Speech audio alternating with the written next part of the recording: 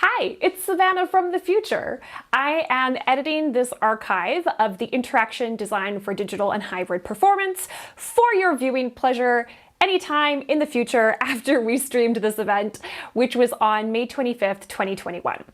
I didn't do too much editing to this archive, but I did edit out some of the troubleshooting that we did with our live audience.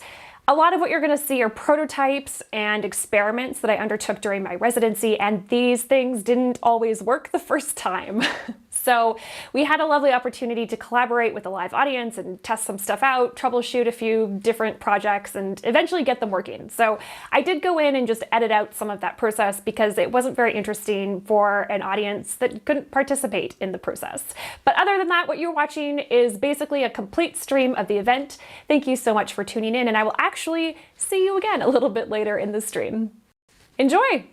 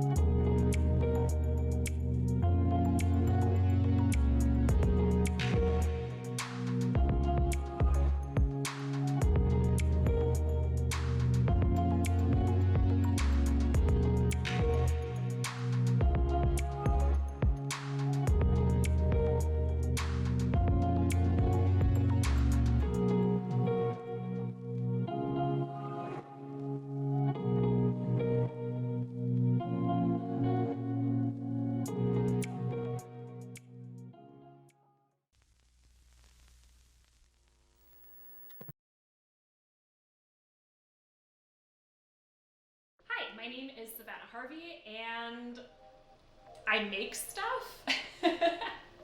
I think that's probably the easiest way to describe what I do. I'm really interested in things like the role of the audience and performativity and liveness. And so I think generally speaking, what I do could be described as show making or experience design, but that's taken a lot of different shapes over the years. So that's looked like alternative theater, that's looked like immersive installation design.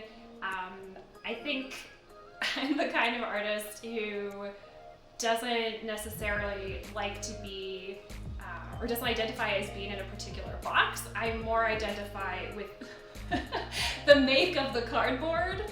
It doesn't necessarily need to be in a box type shape. So I'm an interdisciplinary artist, which means I work across multiple mediums. What I'm interested in really is performativity and liveness. I took a performance studies class in university, and that really excited me to the possibilities of what performance can do in terms of exploring layers of reality and perception. So that's something that I'm always interested in exploring, and I do that with installation work, with immersive theater and alternative theater, so things like ambulatory or roving theater, puppets, clown. I do a lot of different mediums, mostly because what I'm interested in is the ideas. And then whatever medium best serves the exploration of those ideas, that's the space that I play in for that project. When an audience sees something that I make, I mean, it depends on the project, but I think generally there's always a bit of absurdity in my work. So my favorite reaction from an audience is for them to just be like, what? but not in a bad way, in an intrigued sort of way. There's this space of having no idea what's going on, but being here for it.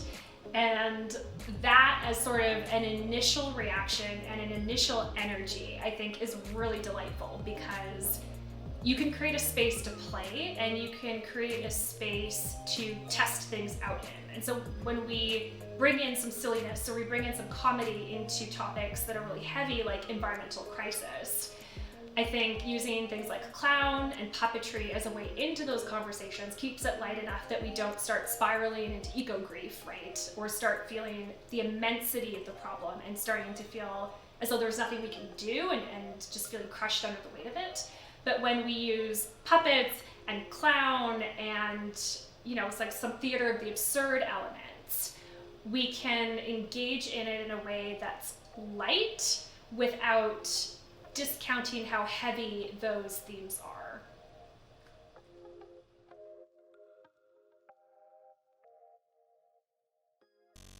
All right, hello everyone. I think we're ready to rock and roll. So let's try this again. Hello, my name is Savannah, and you're joining us for a sort of strange mashup of workshop, live demo, conversation, something like that. It's called Interaction Design for Digital and Hybrid Performance. And it is the culmination of my residency here at cSPACE. We're live in a physical place, super exciting. So for the past about 2 months, or so, I've been part of a cohort of artists and residents who have had the immense privilege and joy of coming into the cSPACE Theater and making some art. So the beautiful thing about an artist residency is that there's no like finished, polished product at the end of that. So what I appreciate about that kind of process is it creates space for, oh, this will be ironic, failure.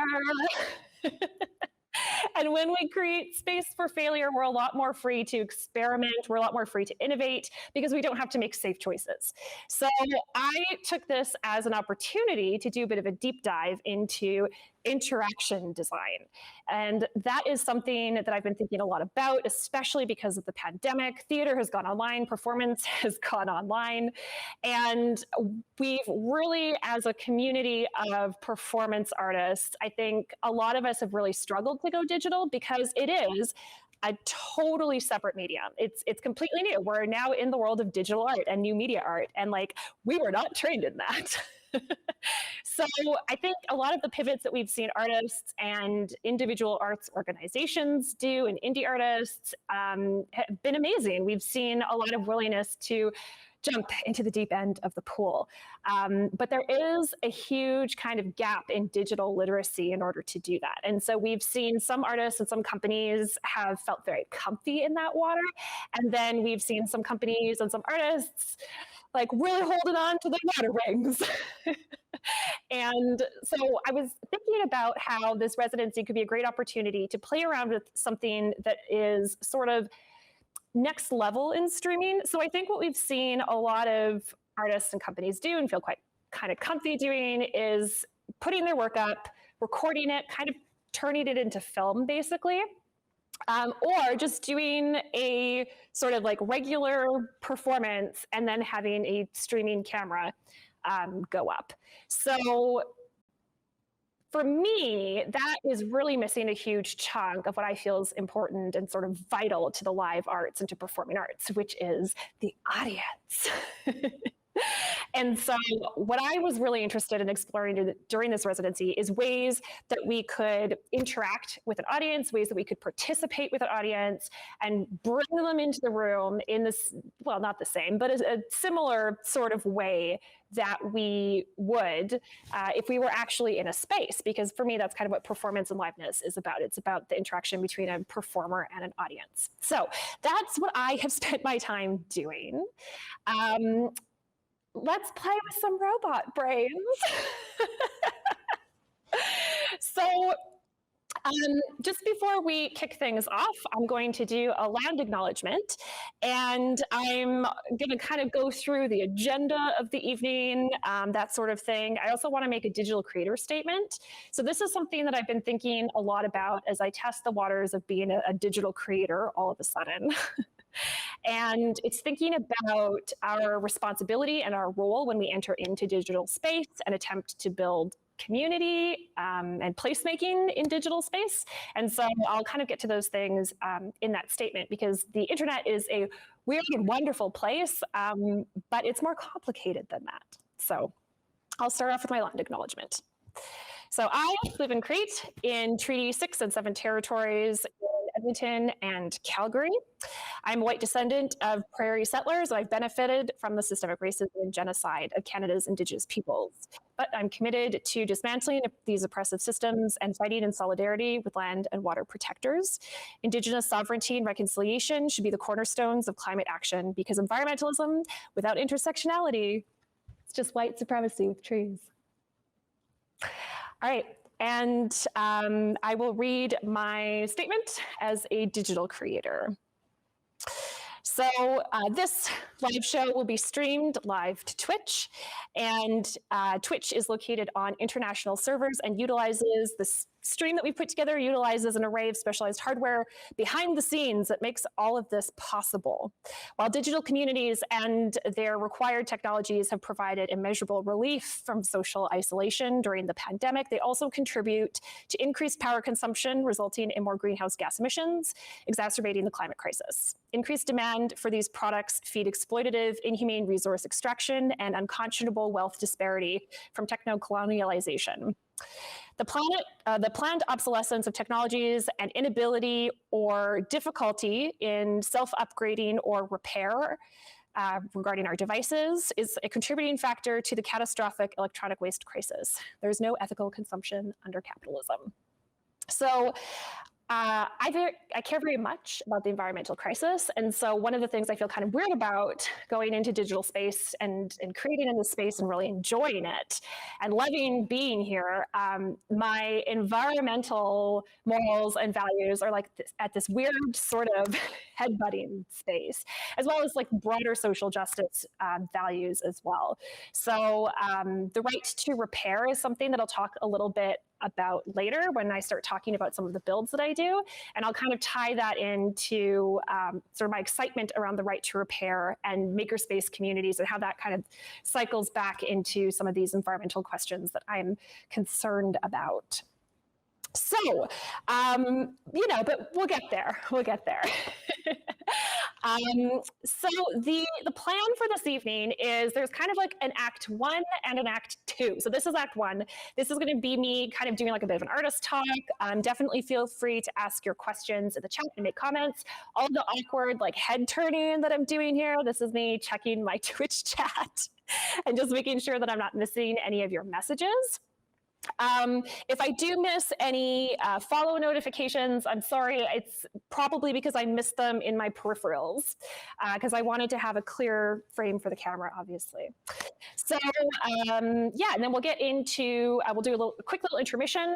And then when we get into Act 2, we're going to have the ability for you to join me via video conference, and we can have sort of like a broader, more like community conversation around, I'm going to bring out the jargon here, a digital dramaturgy. So yeah, so we're going to talk about interaction design, digital dramaturgy, and then we'll have the opportunity to all talk about it together in Act 2. For those of you who aren't familiar with Twitch, if you do want to participate in the chat, you just need to have a Twitch account that's pretty straightforward to set up. And it's free. If you don't enjoy the chat experience, you can just go full screen. You don't have to have the chat open. And for those who are interested, closed captions should be enabled. So you can access those. And there's quite a few formatting options as well for that. All right, so I've got two guests, or not guests, I guess, two team members to introduce, two characters to introduce into the show. The first one is going to be Angus Thompson. Yay! So Angus is joining me as a practicum student from the University of Capilano. And the role he is playing today is our stream operator extraordinaire. So thank you so much, Angus, for doing this for me. He's all the way over in Vancouver operating my stream. I am currently in Calgary, so that's pretty cool. He's also my apprentice producer, so he also helped to do some of the producing work. So Angus is going to be keeping an eye on the Twitch chat as well. If you have any questions, and you need like audience services, he can probably help you out. And then joining us also, we have Nikki Brown, who is up in the booth. And Nikki is going to run my like 2 lighting cues this evening. And she's also monitoring our Twitch stream. And then later on in the show, she'll help do some of the moderation that will facilitate the video discussion that we'll have at the end. So thank you so much to Angus and Nikki. So, okay, interaction design. What is it? So I came across that term when I was thinking about participation and interaction and how we create more of that in digital performance. And that language is actually kind of stolen from like web and app development. So there was this language that I've come across with web and app development that I have found to be really useful to get at this thing that we're talking about when it comes to liveness and digital performance. So there are terms I love that I'm finding are just like so applicable, which is user experience. We also talk about interfaces and interface design. And then when you go a little bit farther down the rabbit hole, you get into interaction design. And so interaction design is basically designing interactions, and that's like facilitated through an interface. So that's where I came across that term, and I found that that made a lot of sense in a digital performance context. And then that kind of falls under the umbrella, like the larger umbrella of digital dramaturgy. So again, with the jargon, so dramaturgy comes from theater. I kind of think of it as it's kind of a theater term for critical thinking, which, that kind of comes out of literature studies a little bit. Like you might remember like high school English class, we were talking about critical thinking and critical theory. So dramaturgy is sort of this academic practice in theater of looking at how do we look and how do we read what we're seeing and hearing. And so digital dramaturgy is the practice of that in digital performance spaces. So these are my 2 kind of favorite terms, very jargony, but hopefully those were clear, concise explanations that brought you along for the journey. Yeah, so let's get into maybe some of the applications of these concepts. So with liveness and performativity, some of the things I really appreciate in my own practice about those things are like the potential for failure, so like having stakes, and then the interaction of a live audience. So one of the things that happens when we go digital is we don't have physical presence, right? So I started to think about ways that we could kind of rebuild a body for the audience. And so, I mean, that obviously brought me to robotics. And then from there, it was very easy to say, I am going to build a robot. And like most things, they are much easier said than done. So in my past life, before I was a theater practitioner and a producer, I worked in the public library system, and I worked for the Edmonton Public Library, and they have a really fantastic digital strategy. They started it, I think, like 5 or 7 years ago, so I was around for that. And they were talking about how do we create experiences in digital space, which is kind of the exact same thing that we're talking about now. And museums, libraries, galleries, they're actually really killing it at digital experience. So when looking for resources around the sort of thing to bring back into the arts, I was checking out a lot of stuff going on at galleries and museums and libraries, and was leaning a lot on that previous experience I had in the Edmonton Public Library system. So when I was in the Edmonton Public Library system, I was doing a lot of programming, especially around digital literacy and makerspace. And so that was the first time I had ever encountered this really cool thing called Arduinos. And I will fully admit at the time that I was just like, oh, Arduinos. I don't get it. I just fundamentally don't get why Arduinos are so exciting. And this is like kids programming, like never forget. But basically, Arduinos are microprocessors and various kinds of sensors that you can hook up. And I'm going to show you some of those right now. So here we've got, this is what I picked up. Oh gosh, I just bumped the table. I'm just going to switch cameras here. And I think this little guy timed out at me. So I'm just going to turn him back on. And just popping over here. Look, camera angles. We've got multi-cams going on. Hi, Mexican Viper. Yeah, it's been a long time. This is, I know Mexican Viper back from the, here, maybe I'll switch cams again since I'm talking to y'all. I know Mexican Viper back from like the very beginning of the pandemic when I was first experimenting with Twitch and doing some live streams. So throwback and blast from the past, very exciting. All right, so let's go back to my overhead camera here. And this is, no, this way, no, more this way. There we go. Oh, almost, sort of. There. Nope. Everything is backwards. Okay, here we go. This is a project starter kit. You'll notice that it says it's from Elegoo. So that is Arduino. So Arduino is a hardware and software system. It's open source. So anyone can make Arduino. So this comes out of the Elegoo company. So this is a starter kit that you can buy. And what you get with the starter kit here is a whole, it's like a box of chocolates, complete with a little legend.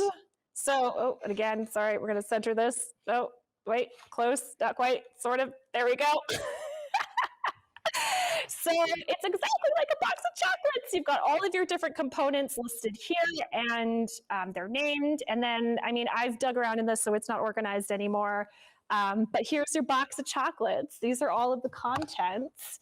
And so basically what you can do is you can hook up various sensors. So these sensors provide information about the physical world.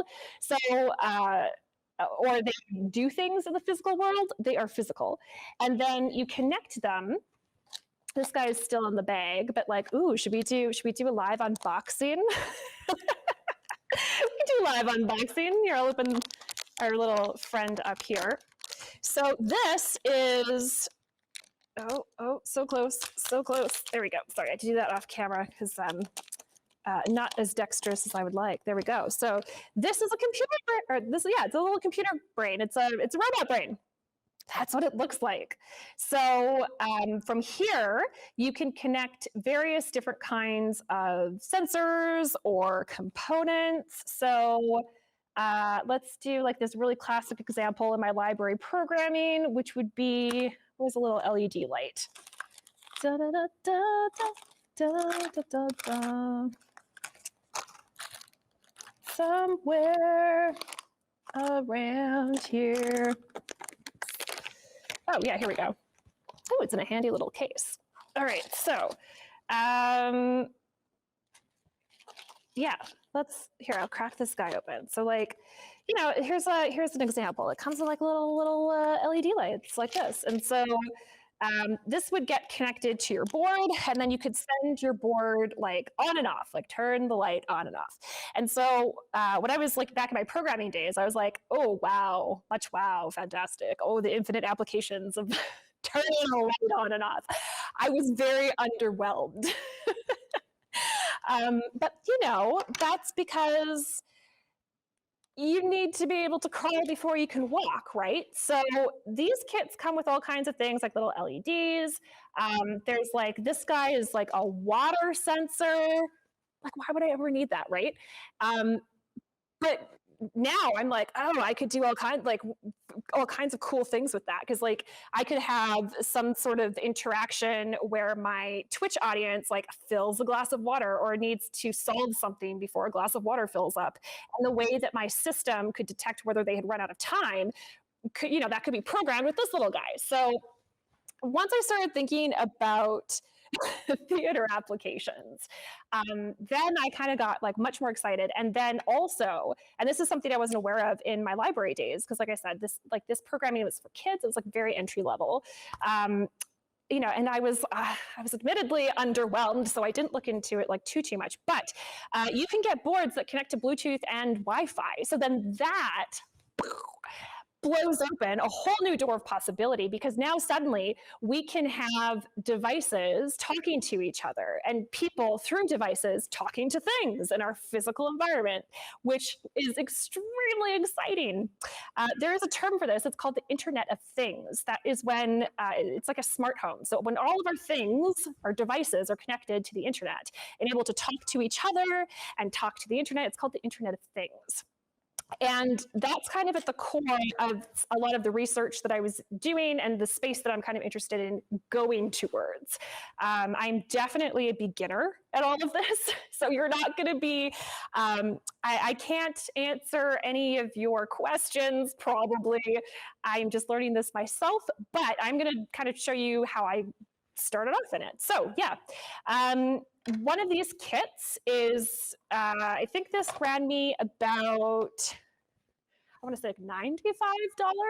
So it's not like the cheapest. However, all of the different components that you're getting, like the value of that is extremely good if you get one of these beginner kits. And this can even be like a writing type exercise. Like you can think of what different interactions in a show can I build around each of these sensors or each of these objects. Like, I don't know, there's a fan. What would I do with a fan? I don't know, but I'll figure it out, why not? So this is a good place to get started, is getting a little beginner kit like this. And they usually, like this guy comes with instructions, and then, then you just like follow the tutorials and follow the instructions and you're golden. Then you can make a water sensor. But you have to remember, walk or crawl before you can walk, right? So for something that is a little bit more affordable, though, as an option, and still lets you start off in this space of electronics, is, just let me go digging this friend out. Oh, we got cables stuck on things. Okay, so this is a Adafruit. Again, that's another company, but this is still Arduino. So this is an Adafruit Circuit Playground Express. Here we go. Let's, oh, no, center, back, no, everything is backwards. Okay, so this, there you go. There's another robot brain. So that is, like I said, Adafruit Circuit Playground Express. And what's great about this little friend here is that it is both the board and all of the device sensors built into one, which is mind-blowing. Like, look how small this thing is. He is baby.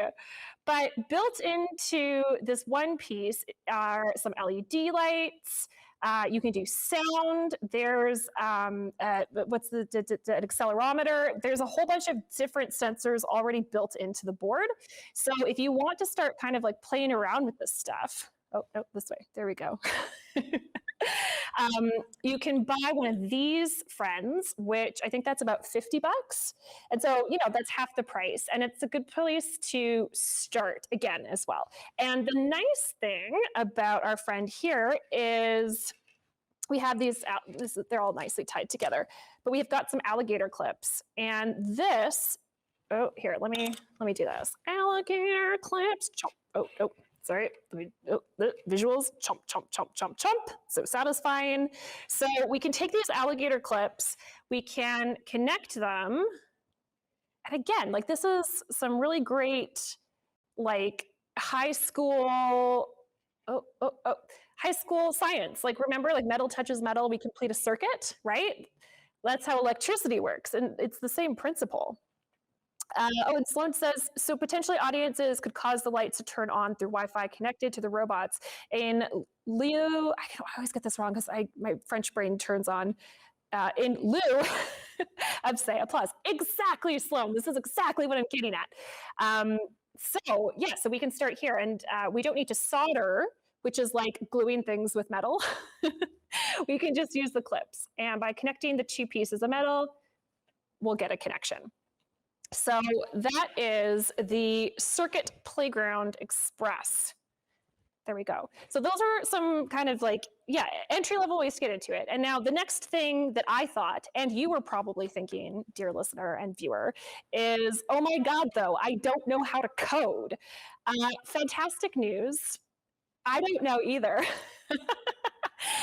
But there was a lot of coding that went into the projects that I undertook, and you can just copy and paste it. It's fantastic. So when you follow a kit like the Elegoo, for example, or if you follow a tutorial with the Circuit Playground, a lot of the time they're going to give you copy and paste code. And then you'll download the Arduino software, and you can copy and paste the code into the Arduino software. You upload it onto your robot brain, your Arduino board, and voila. So if you want to make custom things, you might need to code or bring in someone who can code, or, and we will get to this in like the build that I did that I'll walk you through, you can adapt some pre-existing code. That's also an option. But don't be intimidated if you don't code, because copy and paste and Google and the makerspace community, there's lots of forums and like Facebook groups that you can join. This is a fantastic resource. And I'm sorry, I'm springing this on you. So Angus, you're gonna have to do a quick Google search in order to share the link in the Twitch chat. Thank you, Angus. But one of my favorite things to do on a Wednesday afternoon is tune into the Raspberry Pi stream. So Raspberry Pi is kind of similar to Arduino. It's also another robot brain.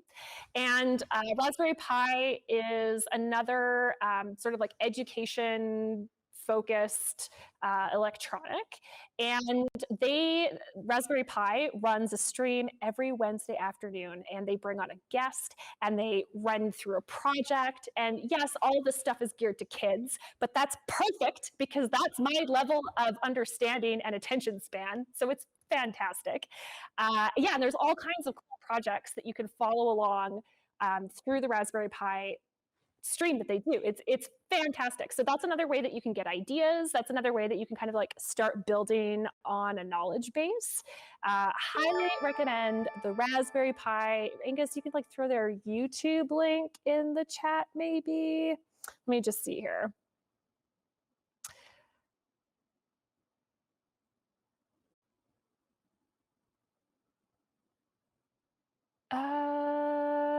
I think Angus might be working on it. Sorry, I didn't prep. Yeah. Angus, if you could do a Google search in actually 2 seconds, friends. I can do this myself. One moment. I'm just gonna hop over here. And yeah, check out Raspberry Pi stuff. So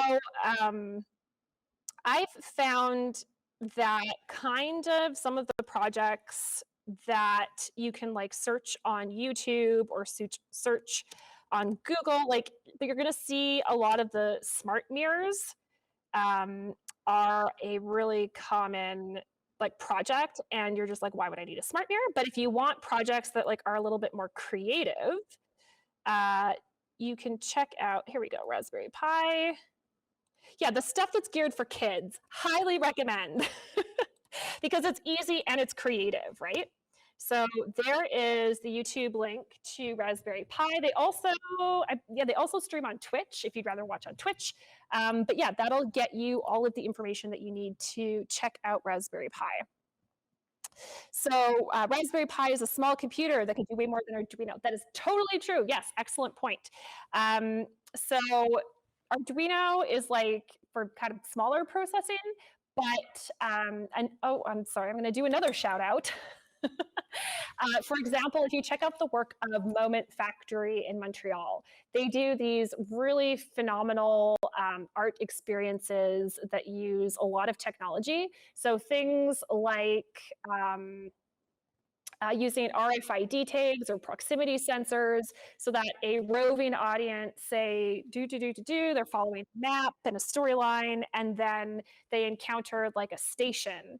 And then the example that I know of is they did a show in Banff, and like one person carried a backpack, like in these traveling groups where they experienced the show, and like within that backpack there were speakers, and when the speakers came to the station they would turn on and they would start playing the audio, and another person held, I think it was like a lantern, and inside the lantern was a tiny projector, and again once it came into the proximity of that station it started projecting stuff. It's like magic.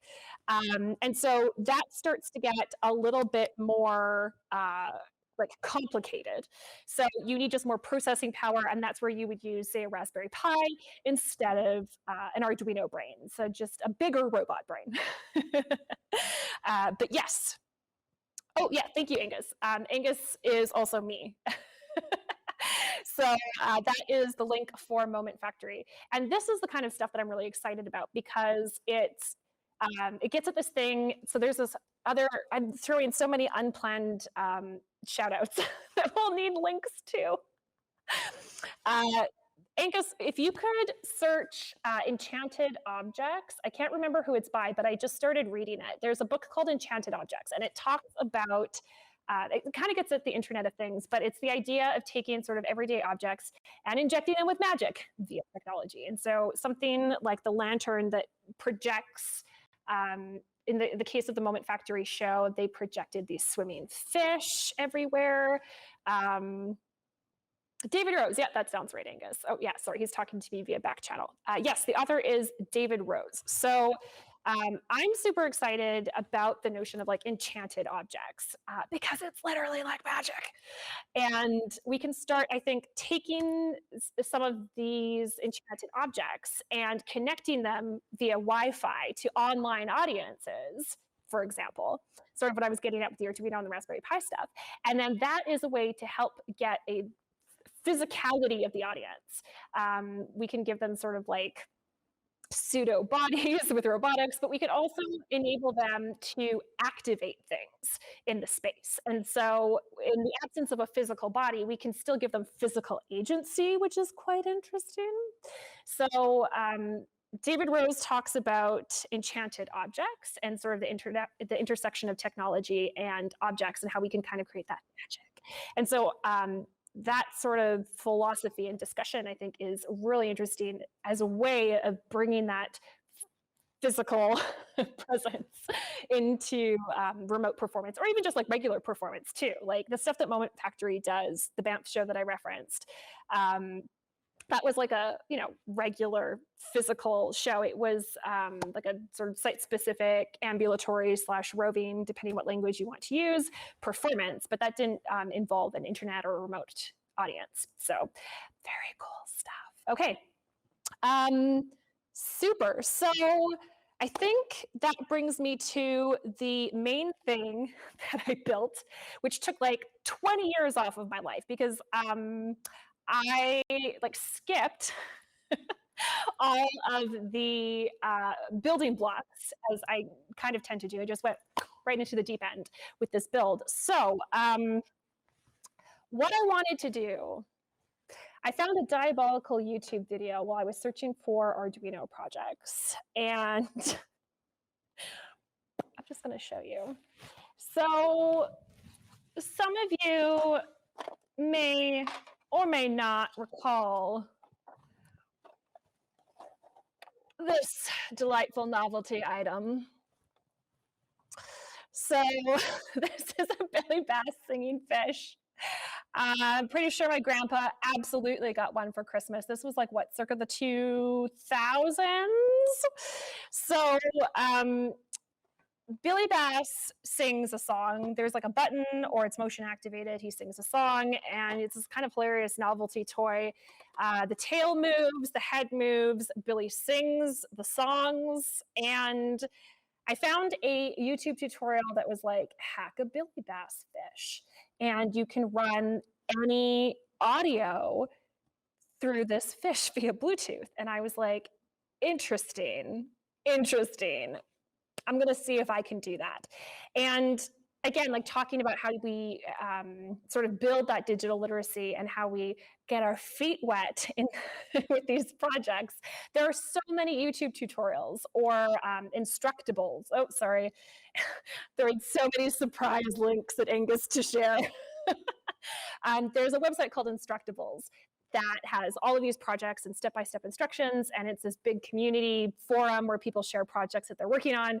And so again, like, you don't necessarily need to know how to code. You don't necessarily need to know what all the components are and how do I connect them and how do they talk to each other. You can just follow a tutorial, right? And yes, you will have knowledge gaps doing that. But if you want to execute on an idea or put together a show, kind of like how I'm doing right now, it's a great place to start. And I, while I'm not aiming to become a professional electrical engineer anytime soon or a technologist, as a creator, I think it's super valuable, or I've found it super valuable to get my hands dirty. And especially in digital space where we're trying to overcome this digital literacy barrier for a lot of folks. We don't know what we don't know, and we just don't know what's possible, right? So doing some of this research, starting to learn like some basics, some foundations of Arduino I've found it really inspiring. It's given me a lot of ideas about ways that I could build these into shows. And so I highly recommend taking a crack at some of these projects and building them yourself as a way of just, again, like figuring out what's possible. For me, I think that's been the biggest thing.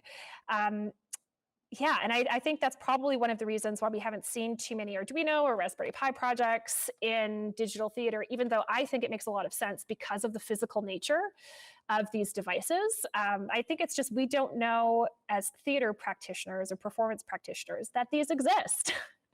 How do I want to start this? So I guess what we'll do is crack it open, right? Because that's like the fun part. Let's take a look at some fish guts. Mind of a snail, killing it with the fish emojis. So I've already unscrewed it. So this process would take a little bit longer. Is this the top? No, okay, I'm going to flip it around this way. That's the orientation we need. Okay, so you crack open I guess this is the base of it. And then, well, there's all these wires and like electronic components going on. So these are the fish guts. These are the robot guts. And what you're seeing, the mess that you're seeing inside of here, this is the build that I did. So when you open up the, oh, I go this way? No, this way. Let's get the center, something like, there we go. So when you open this up, it is going to look different. And you go in and you like chop off all of the wires that are connecting the original board that comes inside the Billy. And then you add in all of your own components. And again, like I just followed this tutorial, or rather, I tried to. So here are some lessons that we can learn from this project. This tutorial was a couple years old. It was also put together by an American makerspace person. And so it was super handy having this like shopping list of parts that I needed. But then I go to order them, and because this tutorial is now a couple years old, some of these components are no longer available. Some of them do not ship to Canada, or at least do not ship affordably to Canada. And so basically I was like, cool. I'm gonna have to research replacement components for more or less this entire project. So that was kind of the first bump along the road.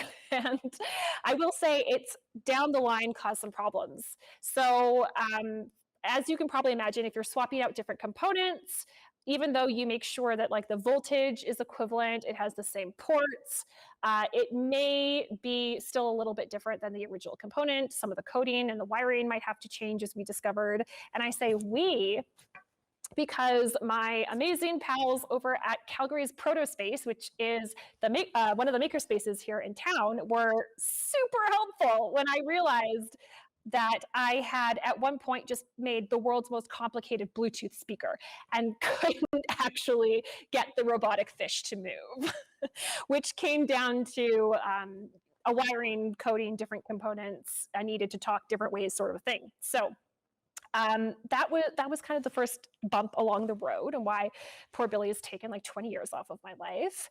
But I learned a ton. So researching the components, if you're going to start following along with a tutorial or a project, learn from my mistakes.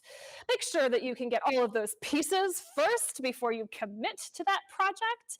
And if you can't, reach out to your local makerspace. So there's Protospace in Calgary. A lot of libraries also have makerspaces, so that's a fantastic resource. And the makerspace community online is very helpful, very friendly. And so I've popped into lots of forums and been like, help! And they've been really great. Provided all kinds of help and advice. So you're not alone in this. The other sort of barrier or challenge that I encountered following along this tutorial to hack the Billy Bass is that some soldering was required. And I had never soldered before. So again, I love a learning opportunity. I love a challenge. And I picked up, oh gosh, ooh, this is so messy. I picked up my very first soldering iron and soldered a project for the very first time. Again, like I gotta get a little bit better at this. I want to go 0 to 100 like immediately. So this is your soldering wire here on this little reel, and it's basically like it's metal basically, and you melt it onto other metal, and then those things attach. And again, throwback to high school science class, two metal things touch and you have an electric connection, and then things can talk to each other. So soldering, once you kind of, again, you go down the rabbit hole, soldering becomes an essential component of electronics. And it wasn't as bad as I thought it would be. So the nice thing about this particular soldering iron that I picked up is you want to be able to control your temperature. And then it's got space for like a little sponge. So yeah, and then you have, this is center. Yeah, this is a little brass sponge, or some people use like a regular sponge to make it wet, and you can like wipe off your soldering iron or your soldering pen like that. So yeah, I practiced a little bit first because obviously I didn't want to practice soldering and discover I was bad at it on my actual components. And I just took this little breadboard that I had, and I think these little capacitors, and then I just practiced soldering. I just soldered random things to some random things. And then I was like, all right, I think I got the hang of this. And then I moved on to Billy. What I found, however, let me grab some more props from the pile of props that I had so neatly arranged here on the floor is I was burning through the tips. So you can see some of the ones that I destroyed in the process. And so you can see these are like all really dark, so they've oxidized, and then they don't heat transfer anymore. And like this one, which is my favorite because it was a really fine tipped one, like melted completely. Let's see if I can get that to a little bit closer. Nope, this way. Nope, I think that's too far. Other way. There we go. So you can see he's like totally just melted. And what I discovered is that when here, I'll get a new tip. This will be a different one.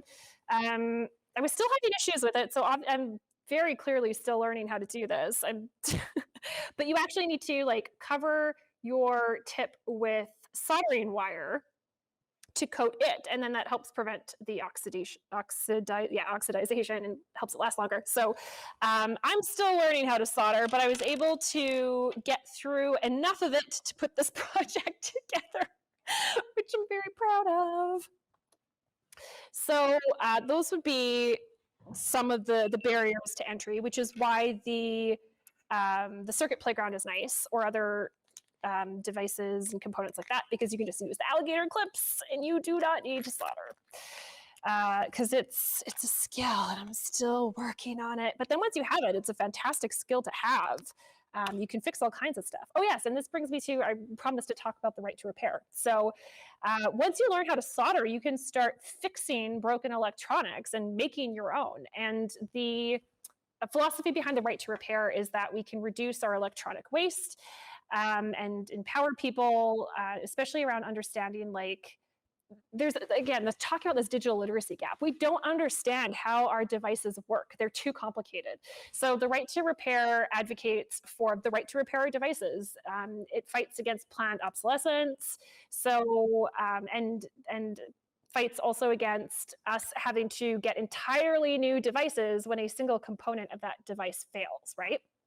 So once you learn how to solder, that busts open some very exciting possibilities about like how to repair your own stuff so you can keep it out of a landfill longer.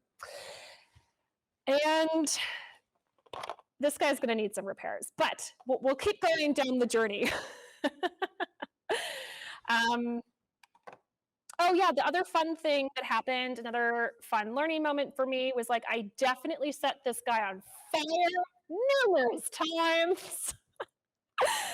And so that was because, let me get this here. So yeah, this is heat shrink. It's like little tubing. And you would put this over stripped wires in order to ensure that they don't like fritz out, right? Again, metal on metal connections. You don't want them making connections with things you don't actually want them connected to. So you can use heat shrink to cover exposed wire or multiple wires and like combine them into one. And then you use a heat source and it shrinks, right? And then it covers your wires. So typically you would use a heat gun in order to shrink those things. I did not have a heat gun. I had a barbecue lighter. And fun fact, plastic wires do catch fire. So don't set your stuff on fire. And if you do, just be prepared to blow it out. I was quite taken aback the first time. The tutorial that I followed for the Billy Bass suggested getting silicone wires. I just reused all of the existing wires that was in Billy. If you got silicone, I believe those are fireproof, or at least much more fire resistant than plastic was. But fun fact, even though I set the wires on fire, they still worked. So it was nothing now. But yeah, when you heat shrink using a lighter, quick burst, it's like straightening your hair. Don't leave it on for a long time or you will set things on fire. So, all right, those are the lessons learned. We'll switch back to the overhead cam. I'll just walk you quickly through this rat's nest that I got going on here. It obviously needs to be cleaned up and made quite a bit prettier, but like, you know, you get the idea.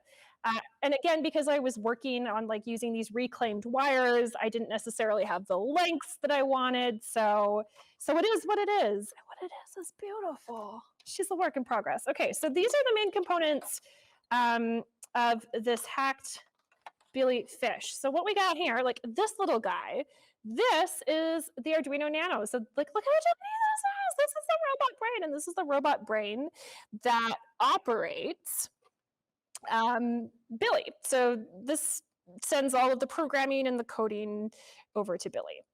The next component, we'll just go with the one that's closest here.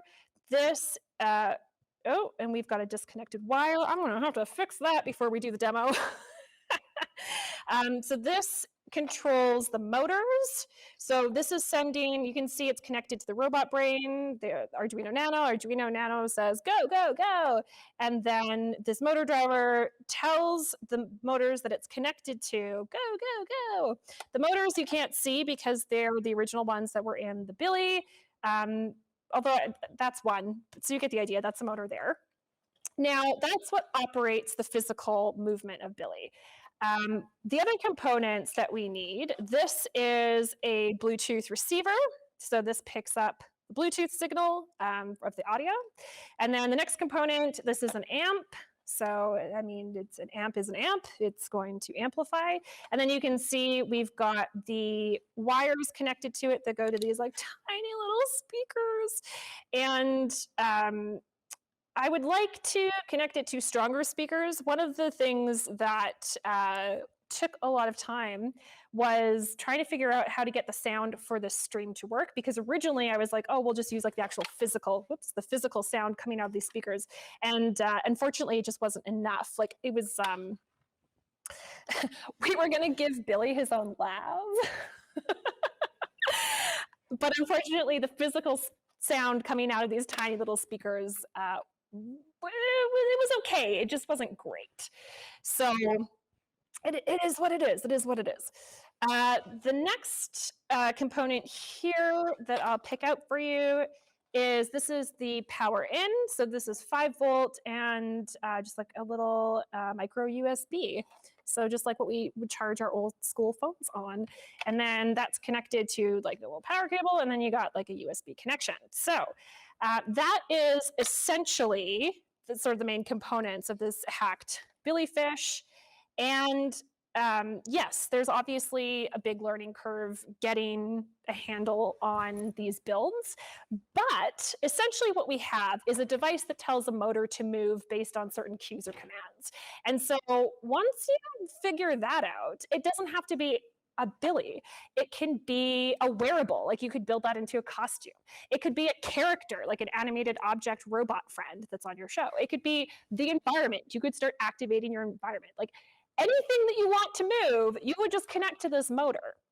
So the learning curve figuring out how to do a build like this for a beginner, pretty high. But you have a skeleton that you can throw any flesh you want onto it.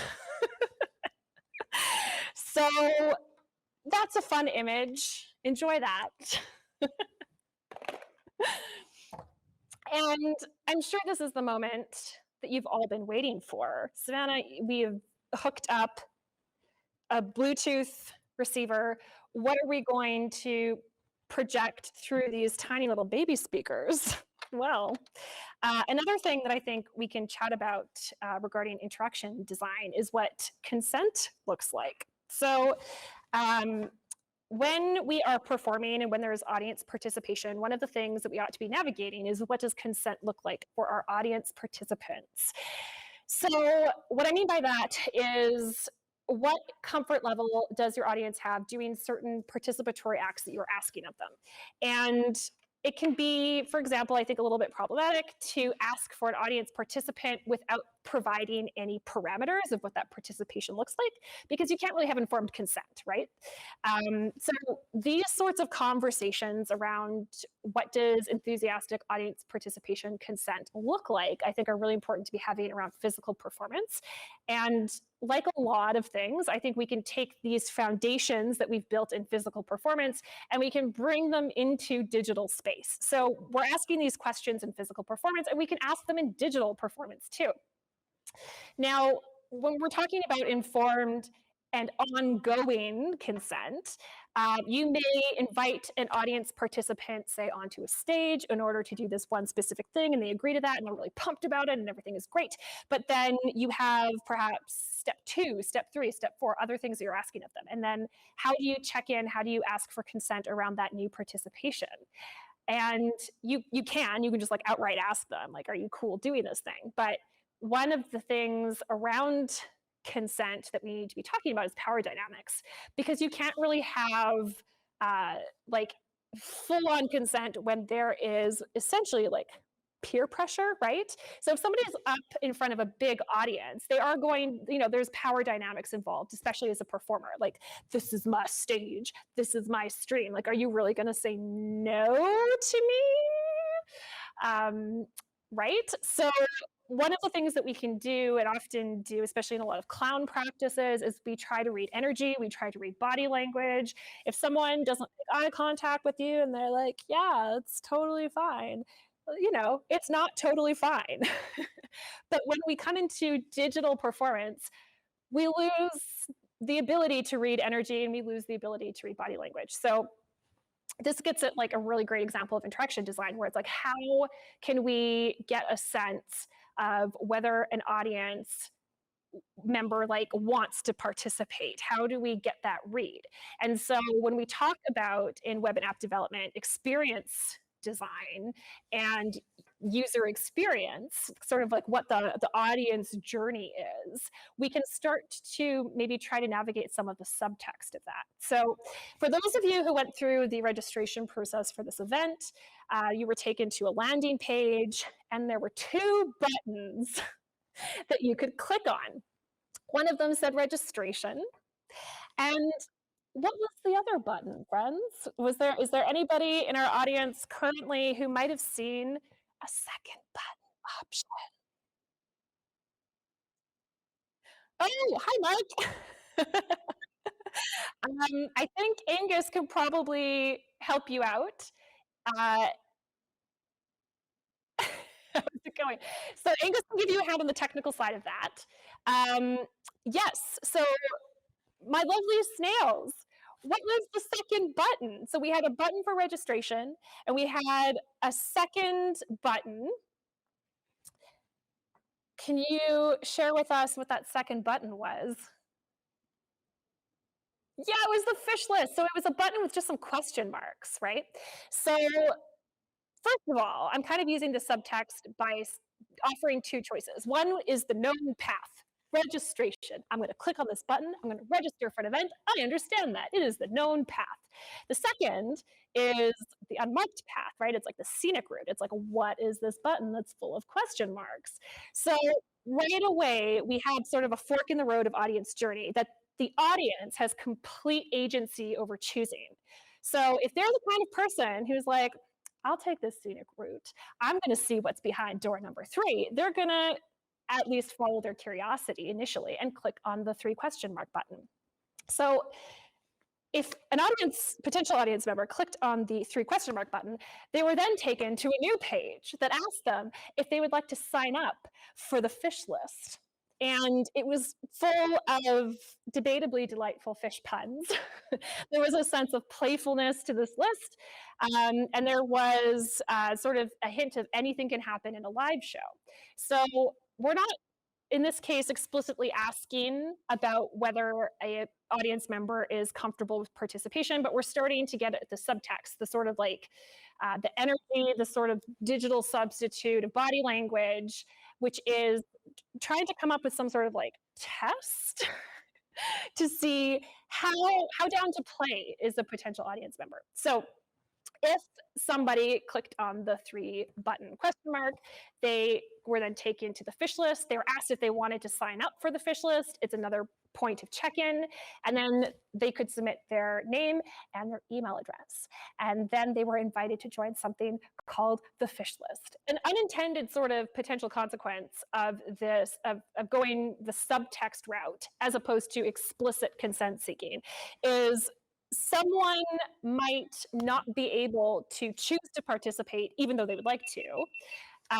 because they don't have the digital literacy necessarily to recognize that as a button or to understand what that might be hinting at. So that can also be another sort of variable to factor in with that audience mapping.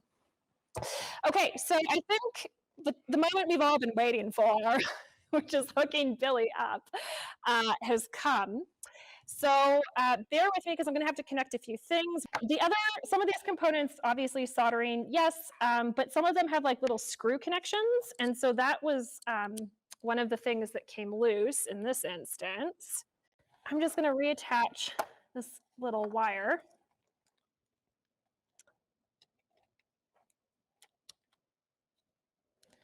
So I'll center that a little bit better. This way? No, this way. There we go. So I can just like shove him in here. Oh, I've got some frayed edges.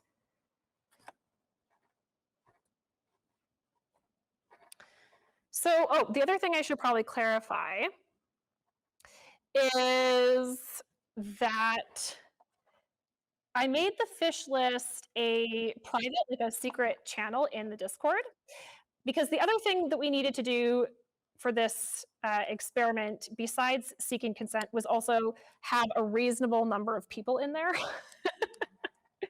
So there was kind of a natural weeding process that happened as well. So if you weren't able to get into the fish list prior, unfortunately, and hopefully I'll stream again and we can bring Billy back and we'll have a second crack at this. But in order just to keep it a manageable number of people in there, we'll just leave it as is. But hopefully there'll be other opportunities to join the fish list. And now you know, right? Like now you know, you're insiders. Okay, so again, I'm just going to go off camera. Visit amongst yourselves. I'm setting Billy up in the pond. Here we are. All right, Angus, you can switch to the fish cam. Brilliant. And we're just going to set Billy up in the pond here. This is a fun, we'll just move this camera back. So we've got a green screen set up here. And, wrong way.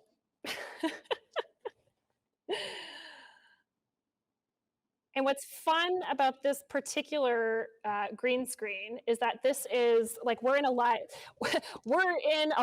feed of a live feed, friends. So Angus picked up a feed from an aquarium, and that's what there's little otters. Oh, we got to slide him over a little bit more. There we go. That'll do, I think. Something like that. Yeah. So there's like little otters swimming around in the background. But like, yeah, what's fun about this is we have a live stream of a live stream. I definitely wanted to share that.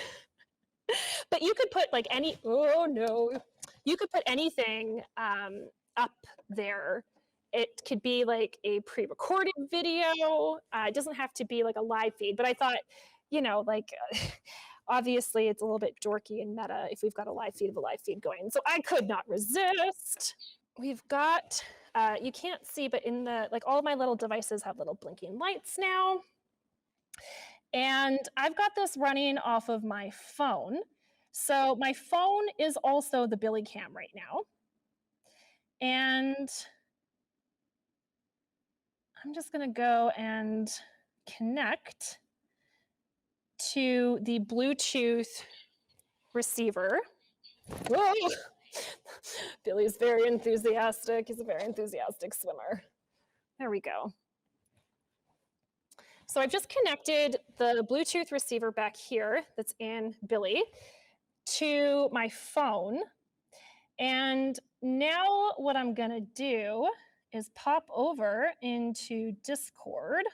The folks in the fish list should be able to talk to me. So if you post a comment, like a little text comment in the private fish list Discord, Billy should relay that message to me.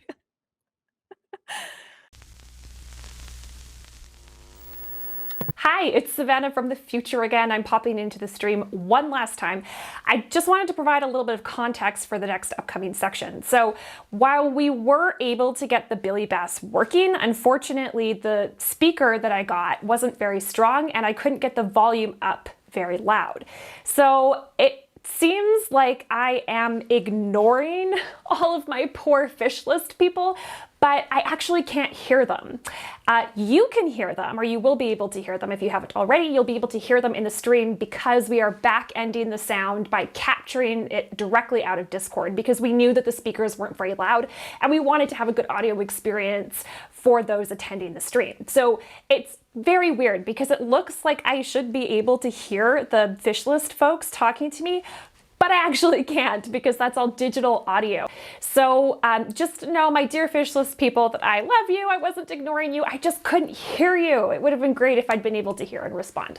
But yeah, those are some kinks that will work out over time. I think it'll be a pretty straightforward fix. We just need to get some stronger speakers into the fish and then we'll be ready to rock and roll. So hopefully you'll see a more refined version of this Billy Bass prototype in the future. Okay, back to the stream.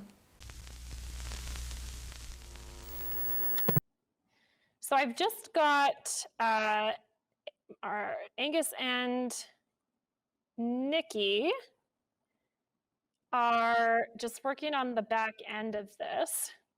Because one of the things that we discovered is that, like I said, I had hoped that we could just get the physical audio out of the speakers and plunk a lav mic next to them and then stream physical audio into the stream. And then obviously I would hear any messages through like the physical speakers. But because those speakers aren't quite loud enough, we had to do a little bit of a workaround. So we've got Angus and Nikki are picking up the audio from the Discord, and then they are streaming it into what you should be able to hear. And then I've got it, in theory, also coming physically out of the fish. So if the folks in the fish list as he said, it's a nice day for a swim. Spam it up. Let's see if we can get some fish vocal action here. Clan Baker said, "Oh hi Savannah, fancy seeing you here." And then the other thing I should say too is that I wasn't able to perfect this build because of all of the replacement components. You'll notice that Billy's tail just moves at random right now, but it's supposedly, like, what's supposed to happen is we're supposed to get the full Billy Bass action that we know and we love. We are supposed to be able to have his mouth move like a proper animated object and talk, and that's supposed to be synced to the audio. And you know, just because of this being processed, my first time taking a crack at things, I couldn't get that to work in time. But I will be going back. Clan Baker said, "I now have a weird robot voice." You know, beyond this residency and working with ProtoSpace, the folks at ProtoSpace, and we'll be figuring out how to get this working like as intended so that you can literally like speak through his mouth and he's properly animated and he's like a proper little robot. We just weren't able to get it working in time. There's also another build if that one proves to be a little bit too challenging that uses a Raspberry Pi instead. Other improvements I might make, here, how about we pop back? Angus, let's have Billy join me over on this is something really dumb and delightful. Because Billy is green screened. Chloe Oyozi said it's hard to be the only you know, we can use that for a background. Or we can place him on my table via green screen. I can't hear it myself, but we were having issues getting it like Chloe Oyoizi said howdy, folks. Oh, there we go. I don't know. It's working. There we go. There we go. Now I can physically hear it. Here, I'll try and I'll move my lav. Hi there, friends. I'm going to take my lav and I'm going to stick it next to the speakers. You might get doubling of the audio because, you know, Angus and Nikki are kind of back-ending it into the stream as well. But just to show like the physical audio coming out of it, I'll hold the lav up close. Angus, do you want to switch back to the fish cam, actually? That way you can see me like awkwardly hunkered down next to the fish speakers. So, okay, so here is one of the little speakers that I've got. And Chloe Oyoizi said, well, here I am back in the otter tank. There we go. And then there's the little lab. Sorry, does someone want to send one more text message?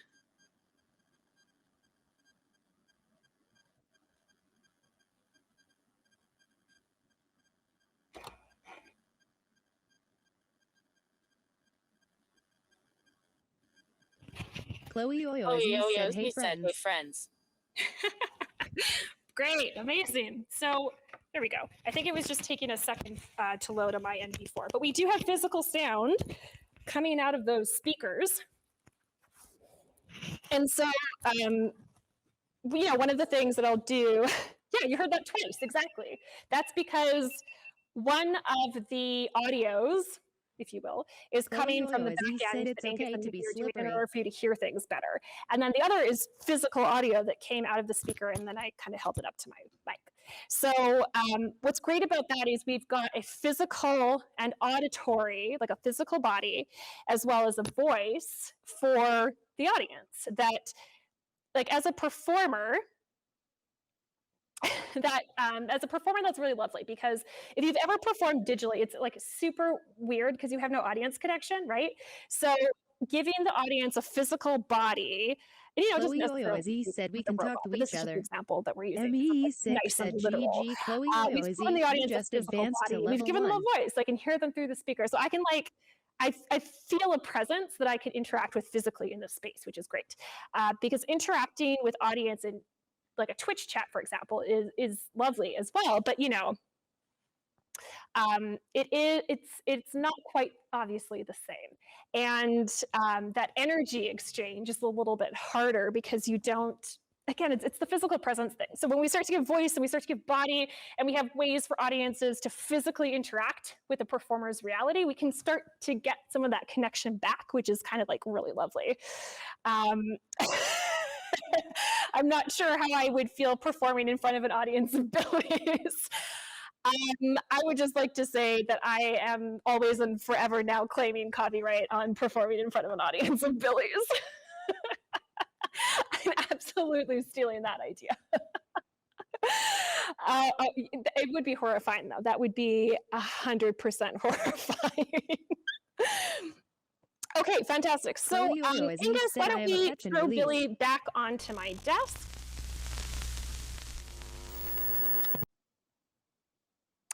And when we talk about interaction design, we can also, you know, we're thinking about audience journey, and then we're also thinking particularly of place and this digital place. And I don't think, oh yeah, there we go. Sorry. So we're thinking of place, and then we're thinking also about what is special about this place and what are the possibilities of this particular place. So anyone who's done like site-specific theater, probably very comfy making these sorts of inquiries. One of the delightful things that we came across is I call my little friend here unnecessarily green-screened Billy. So I mean, like, the lighting's off. We've got a shadow that's currently being cast on Billy from my tower. It sort of works, though. It sort of works in the space. But if you were to match the lighting of this remote, like, Billy's on a table next to me.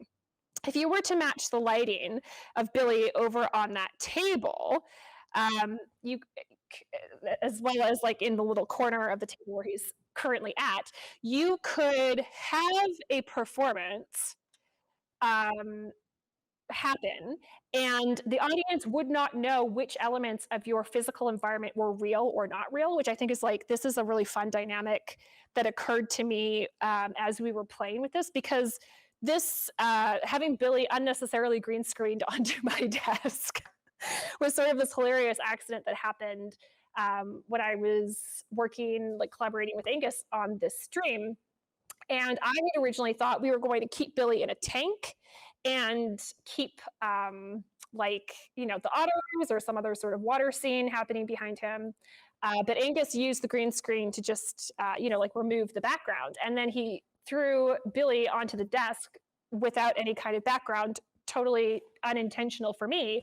And then I was like, oh my God, that's hilarious. It looks like he's actually on the desk.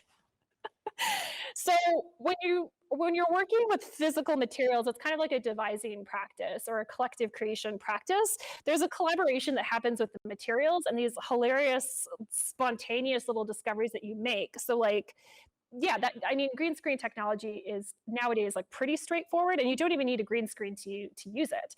But some of these tricks because we're not in a physical space and we're watching a stream, we can't tell what's real and not real. You can start playing with that tension, and the green screen is a great way to do that.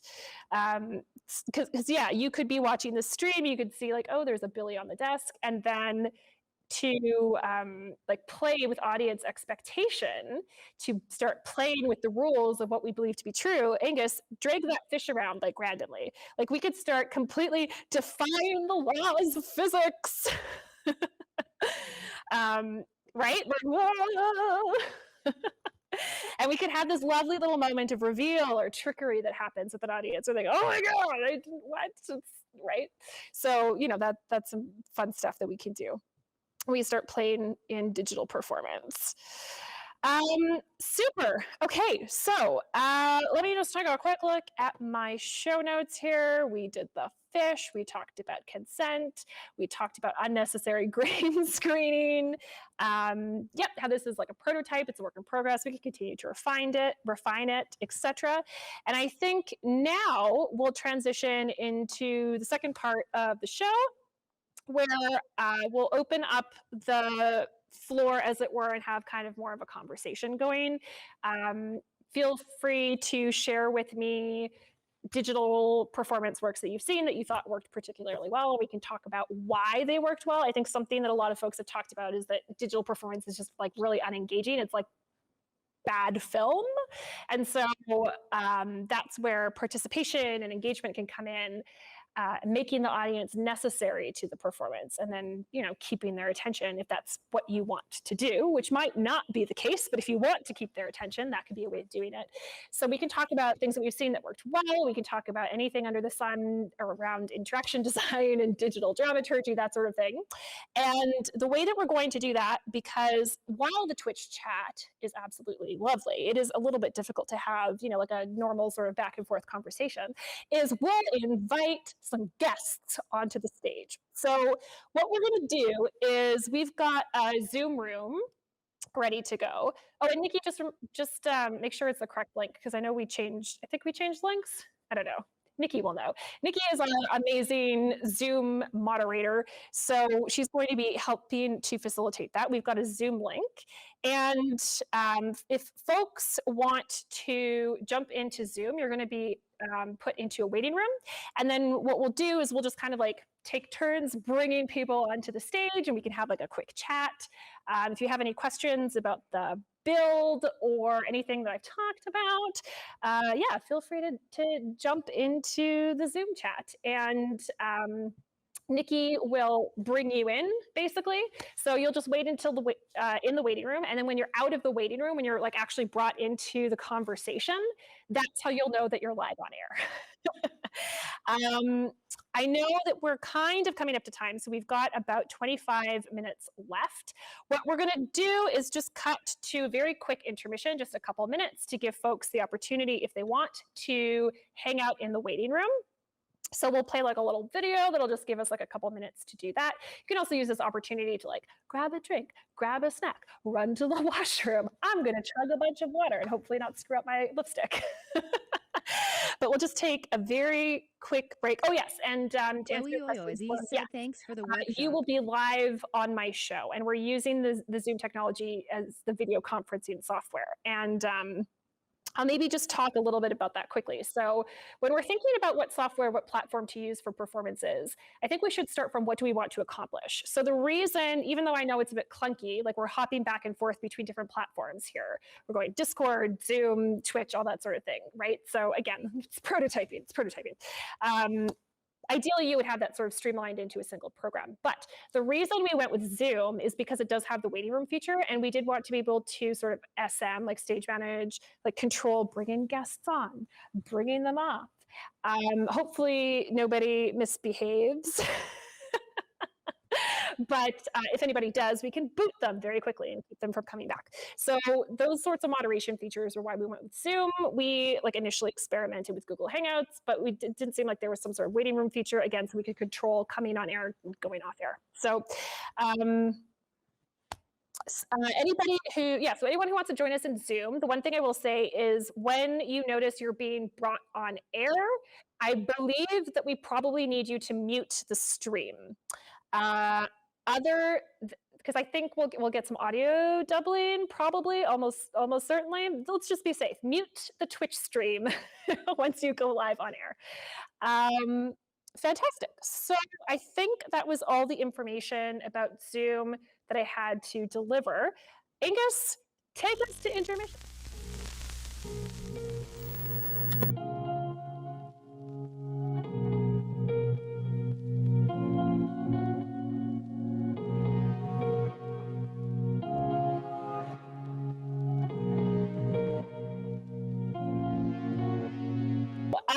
We are ready to open up our Zoom room.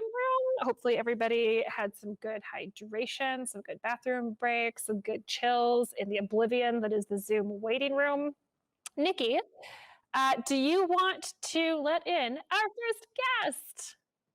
And hopefully all of our audio is good. We'll find out.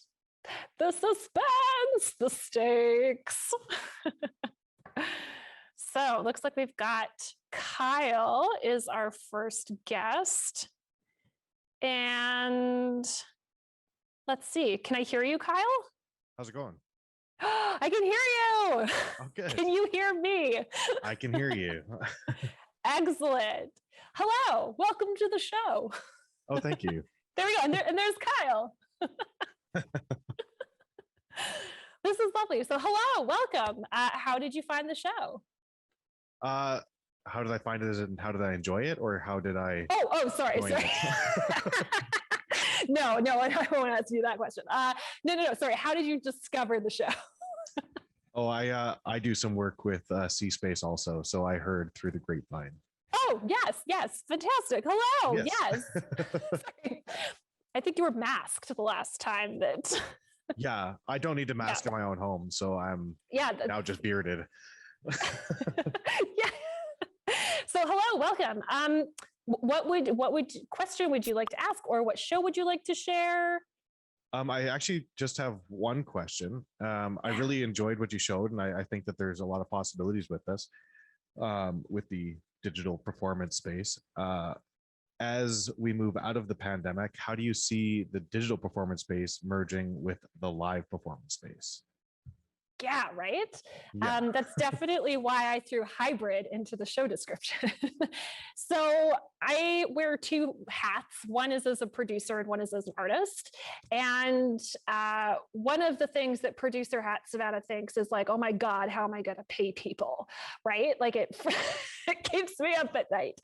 So one of the opportunities that I see after we get over sort of the initial R&D and the investment of equipment, the investment of knowledge, the investment of training that has to go into setting us up to be digital/hybrid is I think there is potential to have digital and physical audiences attend. And so one of a show, right? So one of the benefits that I see to that is not one, several-fold.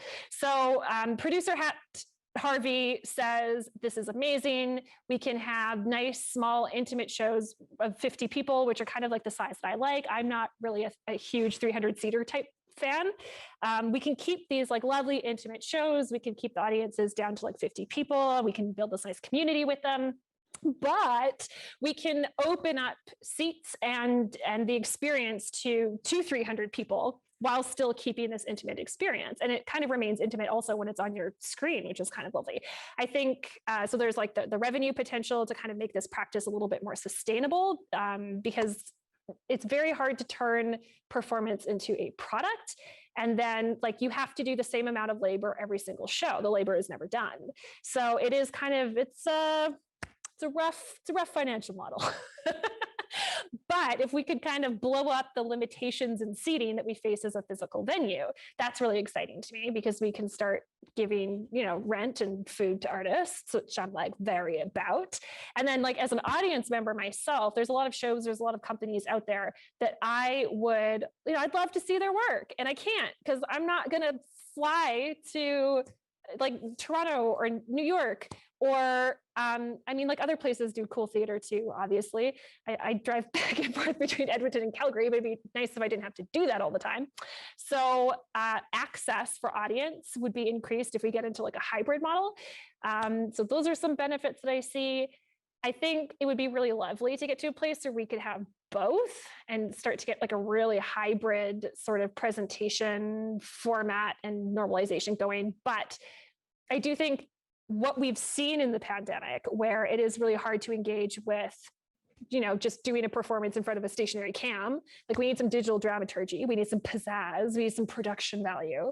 I think if we're not thinking about the digital experience as well as the physical experience, like if we're giving primacy to one over the other, like that's where I see it being more successful in one version than the other. But if we do think about the audience experience in the digital version of that show, I think, and again, with so many caveats, like I think it's a really exciting opportunity, while acknowledging that we kind of are making two shows in one now. But potentially the revenue model could balance that out. I don't know. Yeah, no. Yeah, I'd like to see hybrid. Okay, yeah, that seems like what you're saying there. It seems like it'll take a little bit of a performer training as well, so that they're not neglecting their digital audience. Absolutely. And so like I think of, there's a show that I was supposed to open this spring and I'll be opening next spring called Wastelands. And this was sort of like the back end of this residency. So Wastelands is a immersive interactive environment show. So it's like a built like installation. The physical space is extremely important to that show. And the audience needs to be able to interact with the physical space. So like the back end of me doing a residency on interaction design was like figuring out, how do I take this show and make it digital or make it like truly hybrid? Because we can't, it's vital to the dramaturgy of the show that the audience continue to be able to physically interact with the environment, and also with the performer as well. It's a clown show. So thinking about that, it's like, it's kind of on the show creators to decide that they want to be hybrid or decide to be digital, and then, you know, come up with this act. I think of it a lot of as an active translation. What's the physical dramaturgy, and how do we translate that into the digital equivalent? So yeah, like how do we give them robotic voices and robotic bodies?